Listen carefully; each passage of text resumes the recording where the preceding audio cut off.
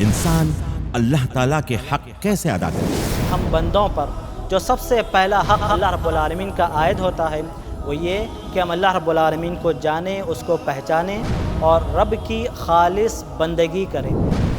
हक़्क़ुल्लाहि अलल इबाद अन यअबुदूहु वला युश्रिकू बिही शैआ, कि अल्लाह ताला का हक़ बंदों पर यह है कि बंदे उसकी इबादत करें और उसके साथ किसी को शरीक न ठहराएं। अफसोस है कि अक्सर बंदे मसरूफ़ है अपनी ख़ुद की बड़ाई में, ना कि अल्लाह की बड़ाई में। दुनिया में अल्लाह ने आपको और हमको लाया है नाज़रीन, ताकि हम और आप सब मिलकर अल्लाह की बड़ाई और बंदगी करें। जो हमारा खालिक होगा, जो हमारा राज़िक होगा, जो हमारा मुदब्बिर होगा, वही हर किस्म की इबादत का भी हकदार होगा। अल्लाह ताला ने शिर्क को सबसे बड़ा जुल्म कहा, इन्ना शिर्क लज़ुल्मुन अज़ीम। तौहीद, इबादत, शुक्र, जिक्र, मोहब्बत, तौबा और दीगर हुकूक जानिए कुरान और हदीस की रोशनी में मुख्तलिफ उलमाए किराम के साथ अल्लाह ताला के हुकूक।